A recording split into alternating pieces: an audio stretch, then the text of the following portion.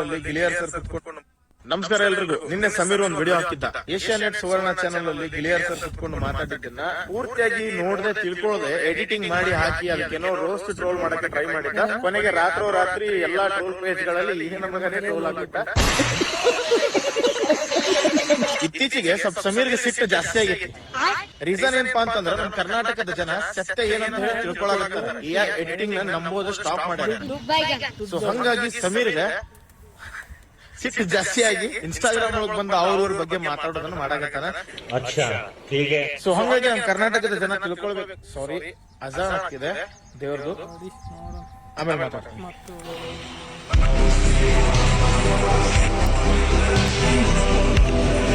ಈ ಹಿಂದಿನ ಕ್ಲಿಪ್ ನಾನು ಬೇಕು ಅಂತಾನೆ ಹಾಕಿದ್ದು, ಡಿಲೀಟ್ ಮಾಡಬಹುದಿತ್ತು ನಾನು. ಆದ್ರೆ ನಾನು ರೆಸ್ಪೆಕ್ಟ್ ಮಾಡ್ತೀನಿ ಎಲ್ಲ ಧರ್ಮವನ್ನ ಅಂತ ಹೇಳಿ ಕೆಲವೊಂದಿಷ್ಟು ಚೂತ್ ನನ್ನ ಮಕ್ಕಳಿದ್ದಾರೆ. ಸಮೀರ್ ವಿರುದ್ಧ ನಾನು ಮಾತಾಡಿದ್ರೆ ಮುಸ್ಲಿಂ ಧರ್ಮದ ವಿರುದ್ಧ ಮಾತಾಡದೆ ಹಂಗೆ ಅಂತ ಅನ್ಕೊಳ್ತಾರೆ. ಅಂತ ಚುಟ್ಟ ನನ್ನ ಮಕ್ಕಳಿಗೆ ವಿಡಿಯೋ ತೋರಿಸ್ತಾ ಇರೋದು ನಾನು. ಸಮೀರ್ ನಿನ್ನೆ ಒಂದು ವಿಡಿಯೋನ ಡಿಲೀಟ್ ಮಾಡ್ದ, ಎಲ್ಲರೂ ಹಾಕೊಂಡು ರುಬ್ಬಕ್ ಶುರು ಮಾಡಿದ ತಕ್ಷಣ. ಆಮೇಲೆ ಸ್ಟೋರಿ ಹಾಕ್ತಾನೆ, ಕಾಪಿರೈಟ್ ಸ್ಟ್ರೈಕ್ ಬಂತು ಅನ್ನೋ ಒಂದು ಸ್ಟೋರಿ ಹಾಕ್ತಾನೆ. ಅದಾದ್ಮೇಲೆ ಮತ್ತೆ ವಾಪಸ್ ಬೆಳಗ್ಗೆ ಒಂದು ವಿಡಿಯೋ ಮಾಡಿ ಹಾಕಿದ್ದಾರೆ. ಬ್ರದರ್, ನಿನಗೆ ನಿಜವಾಗ್ಲೂ ಅವ್ರು ಕಾಪಿರೈಟ್ ಸ್ಟ್ರೈಕ್ ಕೊಟ್ಟಿದ್ರೆ ನಿನ್ನ ಅಕೌಂಟ್ ಸ್ಟೇಟಸ್ ಒಂದು ರಿಮಾರ್ಕ್ ಬಂದಿರುತ್ತೆ, ಅದನ್ನ ಸ್ಕ್ರೀನ್ ಶಾಟ್ ಹೊಡೆದು ಹಾಕ್ಬೇಕಿತ್ತು, ಜನರಿಗೆ ಅದು ಸ್ಕ್ರೀನ್ ರೆಕಾರ್ಡ್ ಮಾಡಿ ತೋರಿಸಬೇಕಿತ್ತು. ಜನಗಳನ್ನ ಈಸಿಯಾಗಿ ಚೂಟ ಮಾಡ್ತಿದ್ಯಲ್ಲ.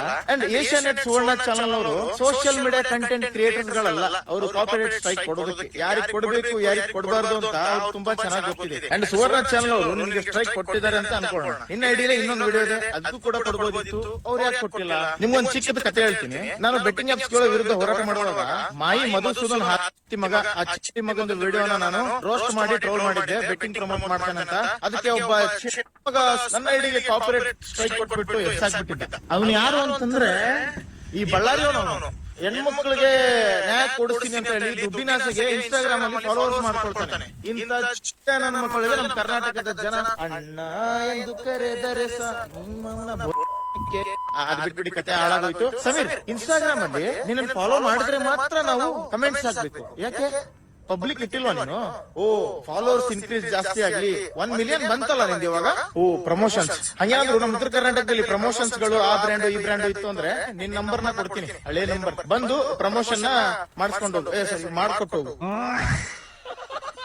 ಸಮೀರ್ಗೊಂದು ವಿಡಿಯೋ ನೋಡಿರ್ತೀರ ನೀವು ಸೋಷಿಯಲ್ ಮೀಡಿಯಾದಲ್ಲಿ, ಪ್ರಮೋಟ್ ಮಾಡಿದ್ದ ಜ್ಯೋತಿಷಾಲಯ. ಆ ಸ್ವಾಮೀಜಿ ಹತ್ರ ನಾನು ಹೋಗಿದ್ದೆ, ನನಗೆ ಒಳ್ಳೇದನ್ನ ಹೇಳಿದ್ರು, ಒಳ್ಳೇದಾಯ್ತು, ಒಳ್ಳೇದ್ ಮುಂದಾಗುತ್ತೆ, ಹಂಗೆ ಹಿಂಗೆ ಅಂತ ಏನೇನೆಲ್ಲ ಹೇಳ್ಕೊಂಡಿದ್ದಾನೆ. ಅವ್ನ ಮಾತ್ ಕೇಳ್ಬಿಟ್ಟು ಎಷ್ಟು ಜನ ಸ್ವಾಮೀಜಿ ಹತ್ರ ಹೋಗಿ ನಿಮ್ಮ ಭವಿಷ್ಯನ ಕೇಳಿಸ್ಕೊಂಡಿದ್ರೆ ನನಗೆ ಗೊತ್ತಿಲ್ಲ. ಅಂಡ್ ನೀನು ಅದನ್ನ ದುಡ್ಗೋಸ್ಕರ ಪ್ರಮೋಟ್ ಮಾಡಿದ್ಯಲ್ಲ ಸಮೀರ್, ನಿನಗೂ ಕೂಡ ಇಲ್ಲಿ ದುಡ್ಡು ಬೇಕಾಗಿದೆ. ಆ ಸ್ವಾಮೀಜಿ ಸಿಕ್ಕರೆ ನನಗೆ ಒಂದ್ ಸ್ವಲ್ಪ ಬೈತೀನಿ. ಅಲ್ಲ ಸ್ವಾಮೀಜಿ, ನೀನು ಆ ಸಮೀರ್ದು ಈ ಕರ್ನಾಟಕದಲ್ಲಿ ಇಷ್ಟ ಟ್ರೋಲ್ ಮಾಡ್ತಾವ್ರೆ, ಇಷ್ಟೆಲ್ಲ ಹಾಕೊಂಡು ಹೋಗ್ತಾವ್ರೆ, ಅಟ್ಲೀಸ್ಟ್ ಅವನು